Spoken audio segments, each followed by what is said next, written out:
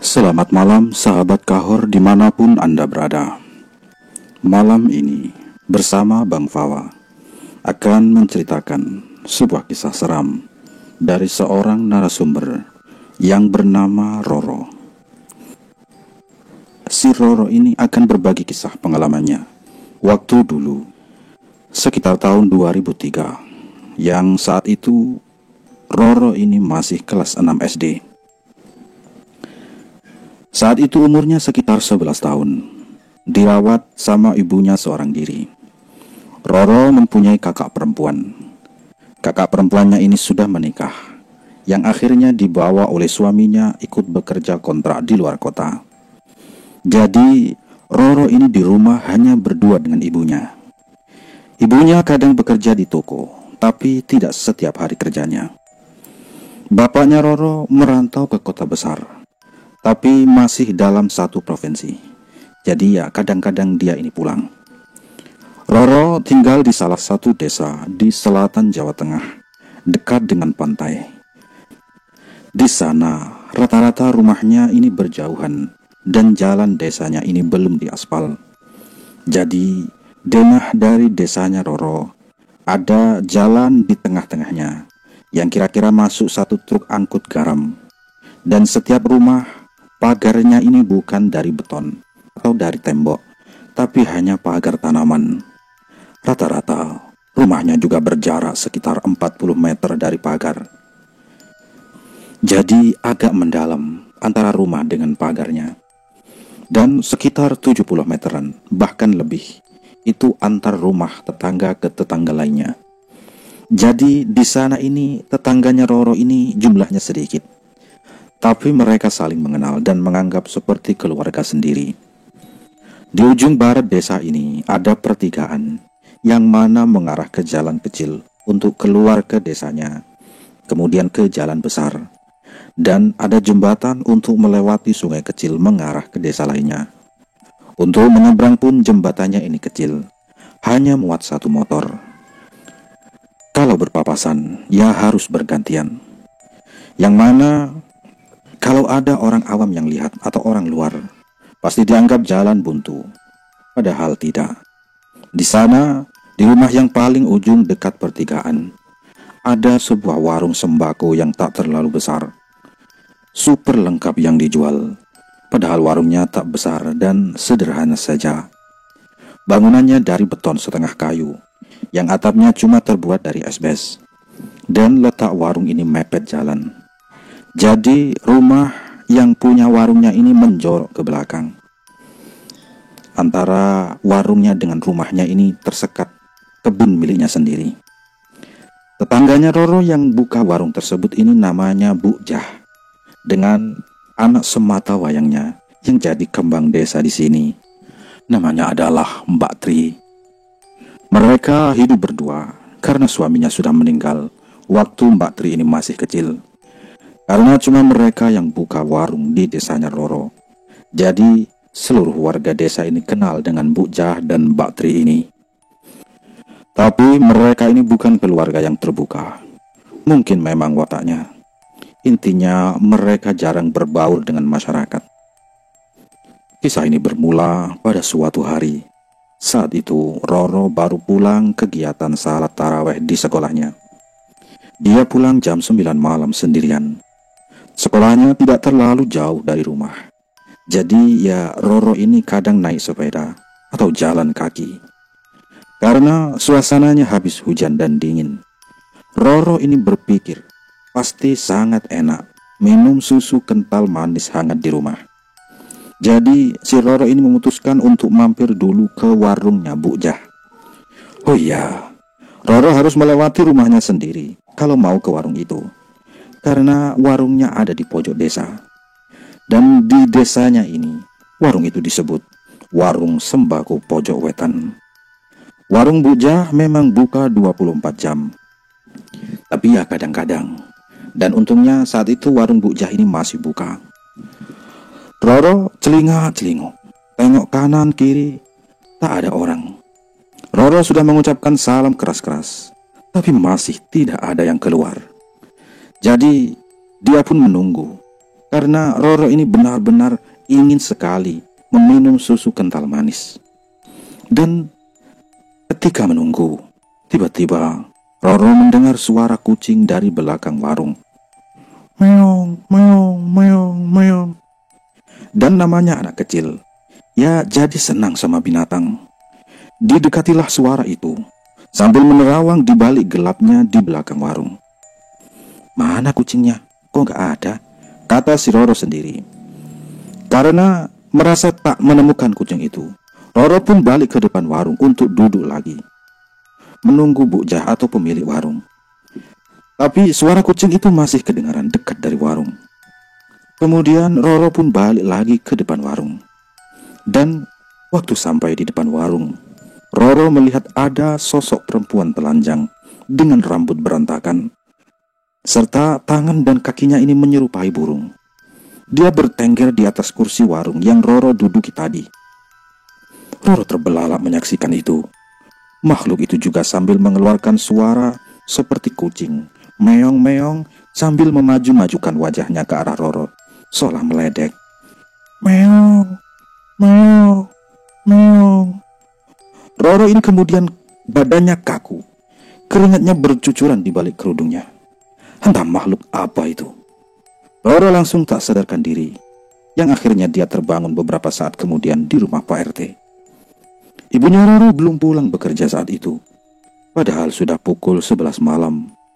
Biasanya, ibunya Roro sudah pulang kerja jam 6 atau jam 7 sore. Roro sementara di rumah Pak RT sambil menunggu ibunya pulang dan menjemputnya. Ternyata ibunya Roro ini lembur, yang akhirnya dia harus menjemputnya pulang pukul setengah 12 malam. Dan setelah kejadian itu, Roro sakit selama seminggu. Di hari ketika Roro sakit, sebetulnya sudah mulai berangsur sembuh. Tapi di malam yang ketiga itu, malam yang menurut Roro paling menakutkan. Saat itu, Roro tidur lelap ditemani ibunya. Tiba-tiba di tengah malam, Roro bangun dan mendengar ada suara soang atau angsa milik tetangga yang berisik sekali. Wah, wah, wah. Roro mengamati ibunya yang lagi tidur di sebelahnya. Sama sekali ibunya ini tak bergeming dengan suara ribut angsa yang ada di belakang rumah. Roro pun berpikir dalam hati, pules banget ibu tidur sampai suara soang begini gak kebangun. Akhirnya Roro pun pergi ke dapur untuk mengambil air, karena ya dia tak bisa tidur dan juga haus. Roro melihat jam, ternyata sudah menunjukkan pukul setengah 2 malam. Dari jendela dapurnya, kebetulan dapurnya Roro ada di belakang rumah, Roro masih tak bisa melihat suasana di luar tempat soang itu atau angsa itu. Akhirnya si Roro ini keluar halaman di belakang rumah. Ya, maksudnya mau menenangkan si soang atau angsa yang dari tadi berisik dan memastikan soang itu milik siapa. Di halaman belakang, Roro melemparkan untuk soang-soang itu dengan ikan bekas lauk makan malam tadi. Dan waktu Roro mengasih makan, Roro kan bilang, hus, hus, hus. Tapi tiba-tiba perkataan Roro ini ada yang mengikuti. Hus, hus, hus. Roro ini kaget, bingung. Siapa yang mengikuti suaranya ini? Awalnya Roro berpikir yang mengikuti suaranya ini pemilik soang. Mungkin tak terima soangnya dikasih makan. Tapi suaranya dari arah tengah kebun yang gelap gulita. Roro mematung takut sambil berharap pemilik soang itu kelihatan. Tapi tak ada orang yang nyamperin soang itu atau mendatangi angsa itu. Roro cepat-cepat masuk ke rumah dan lari ke kamar, lalu tidur di sebelah ibunya. Malam itu, Roro kembali sakit dan sembuh 4 hari kemudian. Yang kalau di total, Roro sakit selama 1 minggu. Dan semenjak Roro ini sakit, saksian dari keluarganya, bahkan warga desanya sering menganggap Roro ini aneh.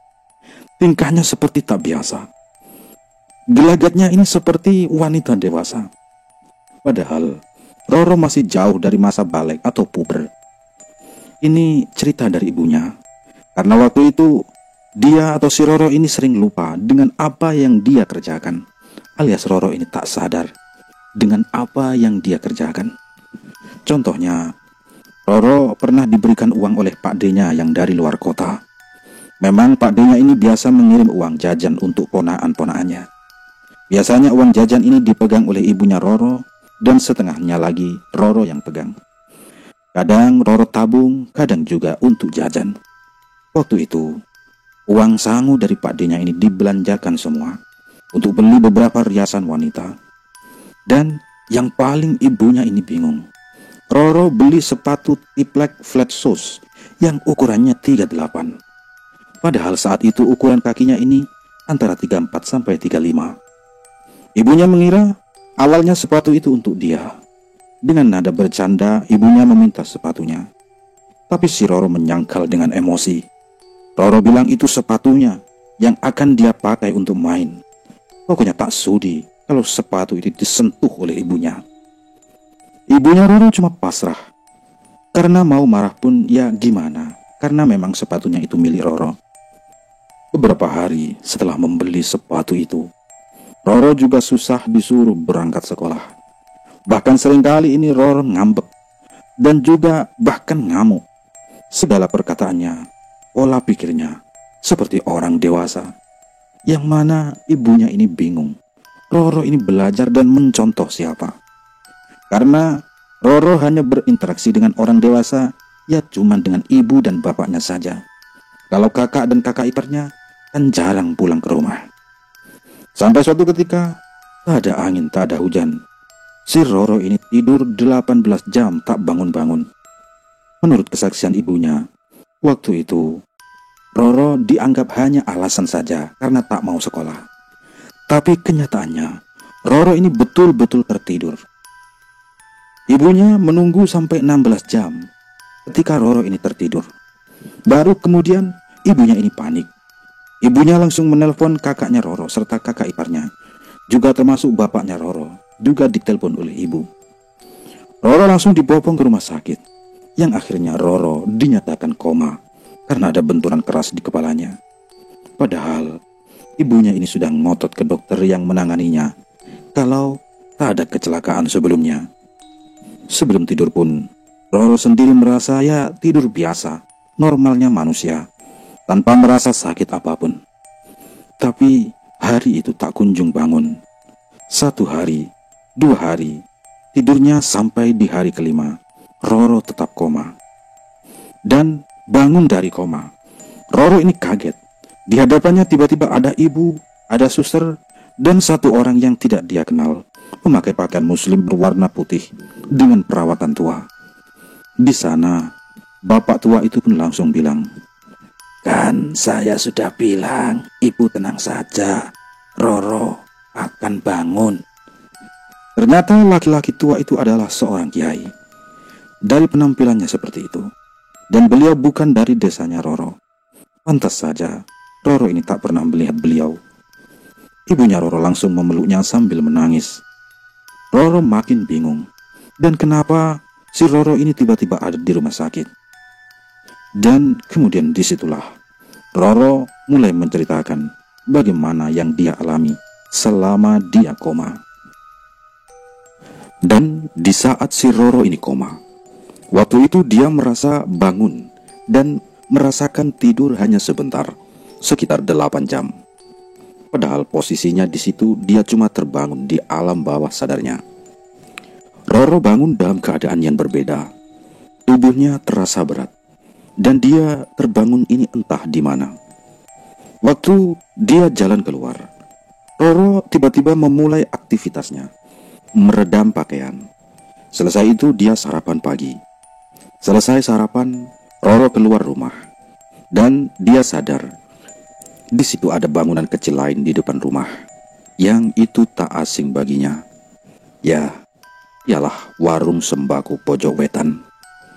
Roro berjalan menuju warung, dan Roro melihat di situ ada Bu Jah sedang membenahi beberapa dagangannya. Bu Jah menegur Roro ramah. Kemudian Roro duduk sambil beberapa kali kebingungan kenapa dia ada di sini. Tapi beberapa kali Roro ini mengerjakan sesuatu yang dia sebenarnya tidak ingin dia kerjakan.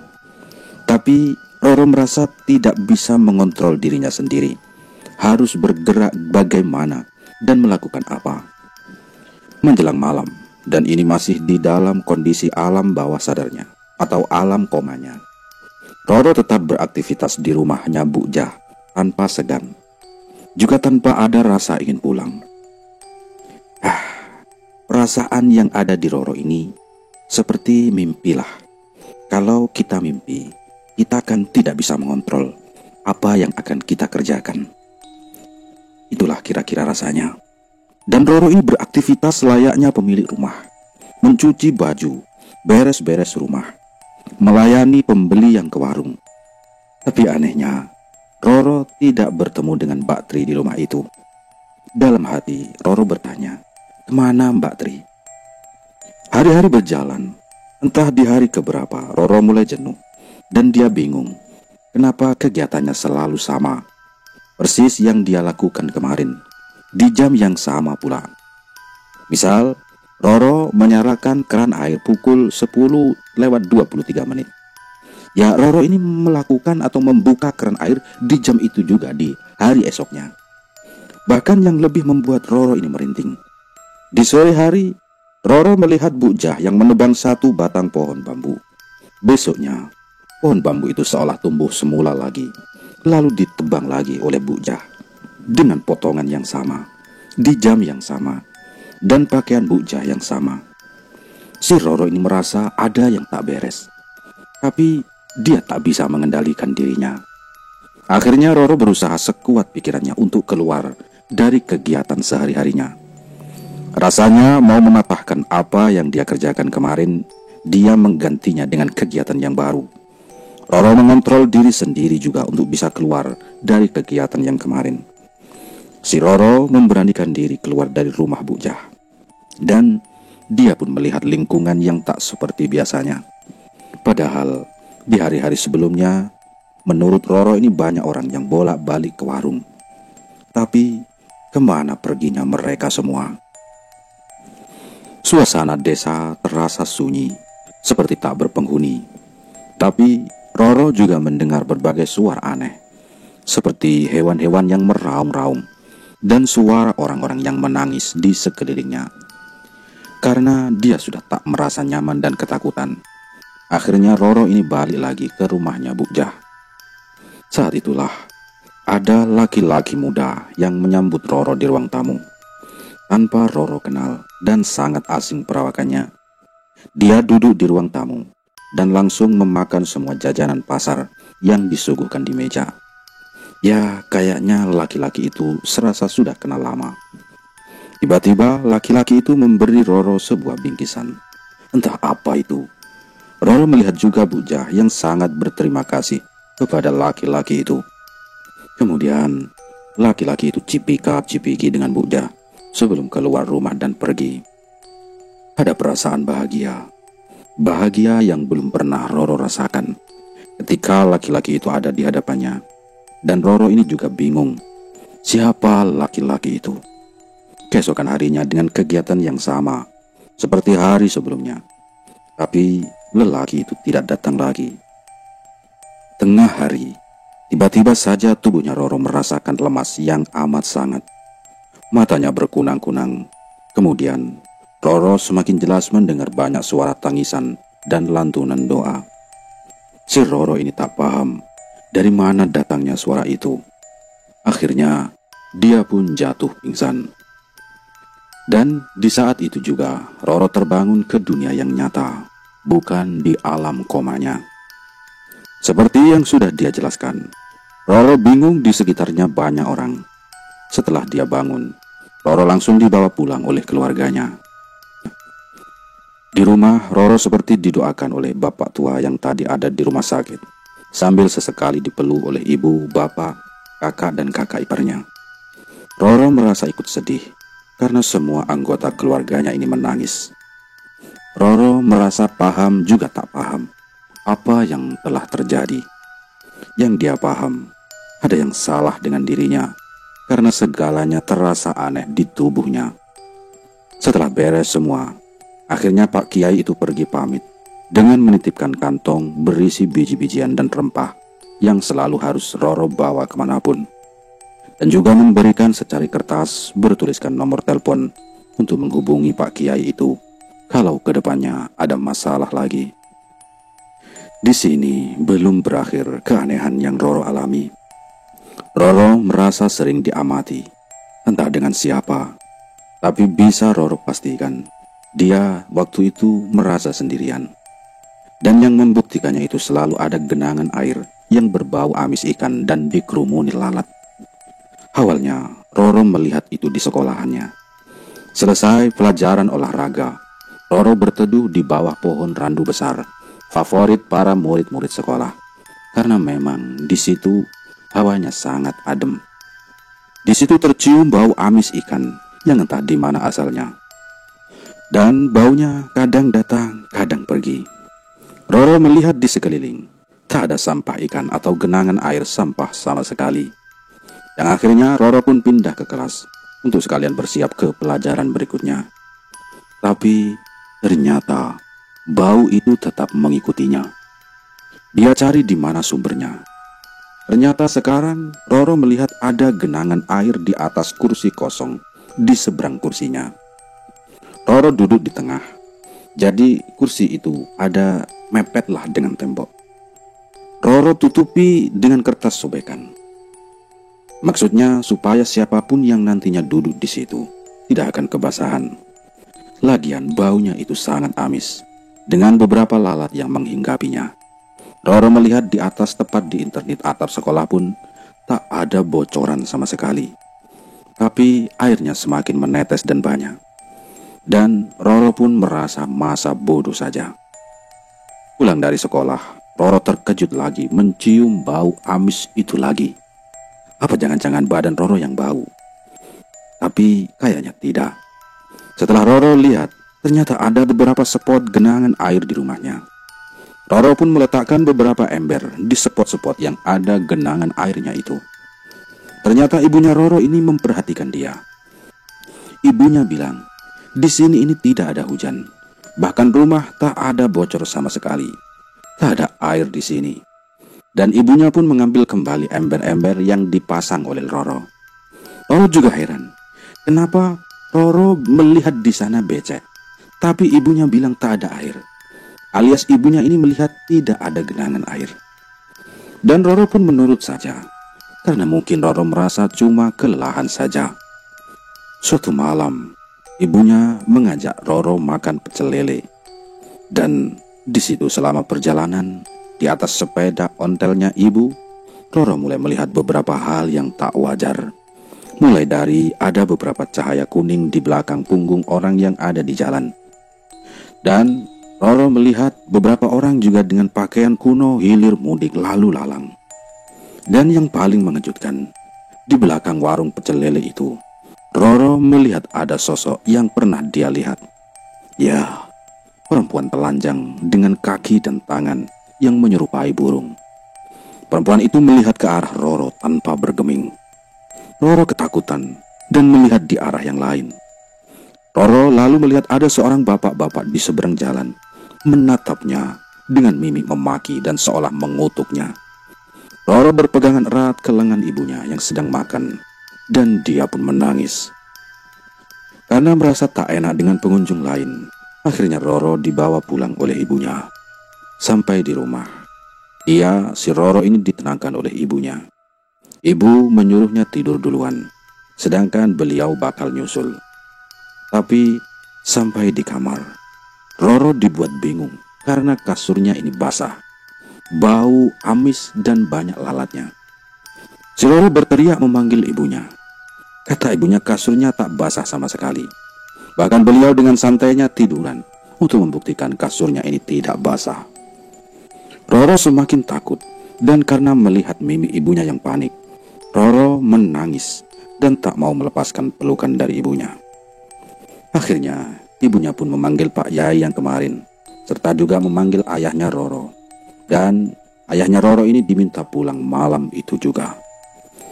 Malam itu juga Roro ini diruqyah.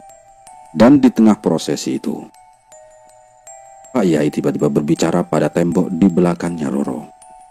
Kata Pak Yai, "Duk, sebenarnya apa yang mau kamu sampaikan?" Baru mau Roro menjawabnya, tiba-tiba Pak Yai itu bilang lagi, "Besok kami ke rumahmu. Sekarang pulang ya, Duk. Adik ini mau istirahat." Lanjut Pak Yai. Roro dan ibunya terbelalak penasaran melihat Pak Yai mengatakan itu. Tiba-tiba Pak Yai itu meniup bagian belakang kepalanya Roro dan mengusapnya. "Besok pagi kita ke rumah yang di pojok desa ini. Ibu kenal kan sama tuan rumahnya?" Kata Pak Yai itu. "Kenal, Pak. Ya, besok saya antar. Memang kenapa ya?" Kata ibunya Roro yang penasaran. Tapi Pak Yai itu tak menjawab dan pamit pulang pergi meninggalkan mereka. Ibunya Roro cuma diam dan mempersilahkan Pak Yai itu pulang. Singkat cerita, esok harinya Roro, ibu dan bapaknya serta ditemani Pak Yai datang ke warungnya Bu Jah.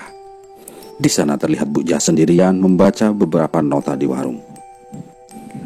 "Ngapunten, Bu. Assalamualaikum. Kita boleh bertamu sebentar?" Izin Pak Yai kepada Bu Jah. Bu Jah mempersilahkan mereka duduk dan mengobrol di ruang tamu rumahnya. Roro kaget dan merinding. Roro tak pernah masuk ke rumah Bu Jah sebelumnya. Tapi hari ini Roro melihat keseluruhan isi rumah yang persis sama dengan yang Roro singgahi saat koma. "Ibu punya anak gadis?" Tanya Pak Yai pada Bu Jah di tengah basa-basinya. "Punya, Pak," kata Bu Jah yang ekspresinya seolah tahu sesuatu. "Ibu sudah ikhlaskan kepergiannya?" Tanya Pak Yai lagi. Bu Jah memandang tamu-tamunya dengan melotot, dengan mata yang berkaca-kaca. Roro pun sempat bingung. Lalu bapaknya Roro ini bertanya pada Pak Kiai itu. Mbak Ri maksudnya, Pak Yai. Lah kan baik-baik saja," kata bapaknya Roro. Di situ dalam suasana yang canggung. Kenapa sefrontal itu pertanyaan Pak Yai dan bapak? Ibu cuma diam sampai Bu Jah bicara sambil nada bicaranya terdengar bergetar. "Ri sudah 2 tahun lalu meninggal, Pak. Sakit. Dia gak bilang sakit apa. Saya tak punya biaya untuk mengadakan pengajian atau tahlilan dan menguburnya di TPU, Pak." Jelas Bu Jah yang perkataannya sulit dipercaya. "Mbak Ri ini yakin gak ada yang disembunyikan, Bu? Atau malah ibu yang belum ikhlas?" Tanya Pak Yai pada Bu Jah. "Saya sudah ikhlas, Pak. Saya pun sudah lupa dengan Tri karena saya sibuk mengurus warung dan kebun, Pak." Jelas Bu Jah. "Apakah ibu tahu Tri ini hamil?" Tanya Pak Yai itu yang membuat bapaknya Roro kurang enak berada di situ. Pertanyaan semakin lama semakin intim dan rasanya menyakitkan. "Kok Bapak bilang begitu?" Tanya Bu Jah. Di situ dijelaskanlah dengan Pak Yai bahwa waktu beliau menyusul Roro ke alam komanya, ia sudah melihat sosok perempuan muda dengan raut wajah penuh penyesalan, berdosa, dan ketakutan. Pak Yai tak bisa mendekati perempuan tersebut karena perempuan itu terlalu menganggap dirinya kotor.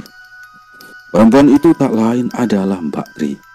Karena selama Roro selesai koma, Pak Yai ini memberikan Roro sekantung biji-bijian dan rempah. Nah, di situ beliau juga masih memantau Roro dan daerah sekitarnya, yang ternyata setelah dia mati, sebab akibat Roro mengalami itu semua, adalah arwah dari Mbak Tri.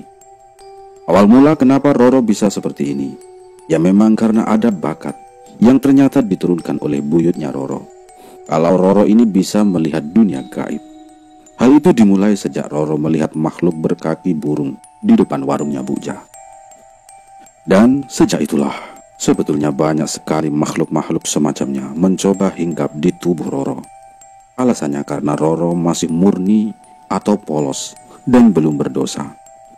Tapi dari sekian banyak makhluk itu, yang berhasil menunggangi raganya Roro hanyalah Mbak Tri. Entah kenapa makhluk di sekitar alam Mbak Tri semacam iri karena cuma Mbak Tri lah yang bisa merasuki Roro. Dan karena itu juga, setelah Roro ini koma, Roro sering mendengar dan melihat hal-hal yang sulit dijelaskan dengan ilmiah. Kita kembali ke Bu Jah. Bu Jah menangis mendengar kejadian ini karena beliau kembali mengingat anak semata wayangnya.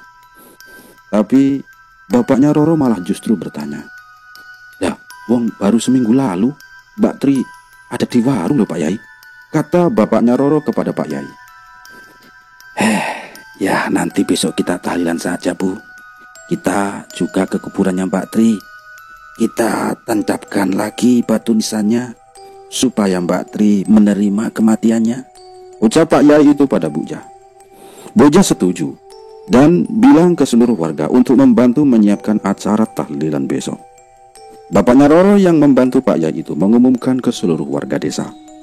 Warga desa nampak terkejut dan tak percaya bahwa Mbak Tri sudah meninggal 2 tahun lalu. Karena selama ini warga desa merasa Mbak Tri masih kelihatan sehat di sekitaran warungnya. Tapi ya memang Mbak Tri ini nampak pendiam. Jika ada seorang yang menegur, Mbak Tri cuma mengangguk tersenyum. Waktu di warung pun Mbak Tri cuma diam saja, seolah sibuk membenahi dagangan tanpa pernah ada interaksi dengan warga. Esok harinya, waktu acara tahlilan digelar, Bu Jah kembali dihujani pertanyaan oleh warga dan Pak Kiai supaya mengaku apa yang sebetulnya terjadi. Dan Pak Yai juga berniat untuk mengatasi kematiannya Mbak Tri yang masih misterius ini. Karena bapaknya Roro memohon juga pada Pak Yai itu supaya Roro bisa hidup tenang. "Tri sakit Pak, saya yang merawat. Sebelum meninggal, dia mengurung diri selalu. Dia lemas, badannya tiba-tiba kurus sekali. Tapi Tri ini nggak ngaku hamil Pak. Ya saya percaya saja," jelas Bu Jah. Ada pacarkah Mbak Tri ini?" tanya Pak Yai. "Ada Pak, tapi tak pernah kesini lagi. Ya sudah lama sekali ndak kesini," kata Bu Jah. Pak Yai cuma mengangguk dan meminta izin masuk ke kamar bekasnya Mbak Tri. Di sana Pak Yai itu minta ditinggal sendirian di ruangan. Akhirnya Bu Jah pun mengizinkan. Singkat cerita, keluar dari kamar itu, Pak Yai tersebut berembuk bersama Bu Jah, bapak dan ibunya Roro. Roro masih belum paham apa yang mereka bicarakan.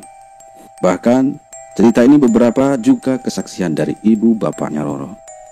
Intinya, dari diskusi saat itu, Pak Yai bilang bahwa Mbak Tri telah mengandung jabang bayi 2,5 bulan. Tapi Mbak Tri diam saja karena takut menanggung malu keluarganya. Dan yang bikin semakin membuat Mbak Tri depresi adalah pacarnya yang berpesan padanya, kalau nanti Mbak Tri ini hamil, maka Mbak Tri diminta untuk meninggalkan pacarnya saja dan jangan datang lagi. Menurut kesaksian Bu Jah, pacar dari Mbak Tri ini tiba-tiba tak pernah datang lagi semenjak Mbak Tri sakit. Bahkan Mbak Tri juga lebih banyak diam saat ditanya keberadaan pacarnya itu. Karena Bu Jah tak mau terlalu banyak ikut campur urusan pribadi anaknya. Akhirnya Bu Jah tak pernah mengaitkan sakitnya Mbak Tri dengan pacarnya itu. Laki-laki itu tubuhnya agak gemuk, memakai seragam oranye dengan membawa helm proyek putih. Itu yang aku lihat waktu dia berkunjung ke rumah ini, waktu aku koma, ucap si Roro pada Bu Jah setelah acara tahlilan selesai. Bu Jah cuma terbelalak melihat Roro, seolah apa yang Roro katakan betul itu ciri-cirinya. Jadi Bu Jah ini sebetulnya tak tahu anaknya ternyata hamil. Pacarnya menghilang begitu saja pas Mbak Tri ini sakit-sakitan. Dan tak lama dari sakit itu Mbak Tri ini meninggal. Dan Bu Jah tak memberitahu warga desa kalau Mbak Tri ini meninggal. Bu Jah cuma menguburnya di pekarangan belakang rumah, di sebelah empang kolam ternak ikan dan kandang soang atau kandang angsa. Sampai di sini kita ingat, narasumber pernah digangguin suara soang dan selalu melihat genangan air. Mbak Tri dikubur pun cuma dari bantuan beberapa pekerja rumahnya, seperti kuli panggul sembako dan yang suka ngasih makan ikan-ikan di empang. Mereka semua juga bukan warga dari desanya Roro. Roro pun masih heran, kenapa Bu Jah tak mengumumkan kematian anaknya. Apakah Bu Jah ini sebetulnya tahu anaknya meninggal? Atau memang Bu Jah yang sengaja membuat anaknya meninggal? Sampai sekarang, pengakuan Bu Jah seperti yang Roro ceritakan ini. Selebihnya, ya, mari kita berkonspirasi. Ya tapi lebih baik janganlah. Kita turut prihatin dengan Mbak Tri. Ngomong-ngomong soal kegiatan Roro selama koma itu, kenapa selalu melakukan kegiatan yang sama? Karena menurut penjelasan kiainya, kalau seseorang yang meninggal dan belum ikhlas atau belum menerima kenyataan bahwa dirinya sudah meninggal, bakal melakukan kegiatan yang sama sebelum dirinya meninggal. Biasanya kegiatan itu sering dilakukan seseorang yang meninggal itu. Kayak contoh Mbak Tri yang sering merendam pakaian, jaga warung, dan menyambut pacarnya yang datang ke rumahnya. Soal kelanjutan bagaimana keadaan Roro dan keluarganya setelah kejadian itu, keluarganya akhirnya tak pernah mengalami gangguan aneh lagi, terutama pada diri Roro. Tapi dengan berat hati, kemampuan Roro bisa melihat apa yang bakal terjadi ke depan tak bisa dihilangkan. Jadi Roro termasuk anak indigo. Tapi indigonya bukan melihat hantu, hanya bisa melihat masa depan, terutama melihat kematian. Contoh yang Roro sering lihat adalah cahaya kuning di belakang punggung seseorang yang akan menjumpai ajal pada waktu dekat. Itu saja yang bikin Roro tak nyaman. Selebihnya Roro sudah dewasa dan sudah terbiasa. Sekarang Roro hidup biasa-biasa saja dengan keluarganya. Tapi tetap, kejadian itu tak akan pernah dia lupakan dengan keluarganya. Soal warung sembako itu juga sudah dijual ke tangan orang lain, karena Bu Jah sudah meninggal sekitar 5 tahun lalu karena sakit. Harta warisannya termasuk rumah, empang, dan kebun dipegang oleh saudaranya yang entah siapa itu, yang akhirnya semuanya dijual ke orang asing. Begitulah kisah dari Roro, sang narasumber asli. Sekian.